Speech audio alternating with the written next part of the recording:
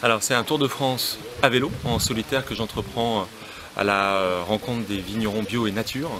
Et l'idée c'est d'aller rencontrer ces citoyens, ces agriculteurs, mais qui s'engagent pour un renouveau agricole, puisqu'on va parler d'agriculture biologique.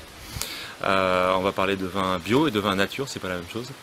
Et sur un parcours qui va être un vrai Tour de France, parce que je suis parti déjà de Nantes ce matin avec donc toutes les régions viticoles. Je fais la Loire, ensuite la Champagne, l'Alsace, et puis je descends vers le sud à travers la Bourgogne, le Beaujolais, les Côtes-du-Rhône. Je monterai le Ventoux pour une étape spéciale. Ensuite c'est la Corse, le Tour de la Corse. Je reviens sur le continent pour finir avec la Provence, le Languedoc-Roussillon et le Bordelais. Il faut savoir que la région de la Loire est très dynamique en termes de vin nature. Il y a beaucoup de vignerons qui s'engagent dans cette direction.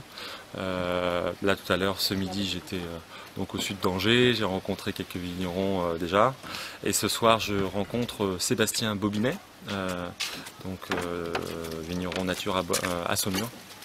Donc c'est pour moi une étape et puis une région qui est importante. Je suis moi-même nantais, donc c'est aussi un symbole personnel. Donc il y a beaucoup de raisons, pour commencer par la Loire et puis faire ces étapes donc, qui seront Nantes, Saumur, Saumur-Cheverny et Cheverny-Sancerre. Je suis impatient de les rencontrer parce qu'ils sont engagés et puis ils font beaucoup d'efforts. C'est un vrai symbole dans l'agriculture, donc je pense que ce sera des rencontres passionnantes. Puis le vin, c'est un sujet, c'est pas un produit de la terre comme les autres, hein. Il y a toute une culture, ça fascine les Français.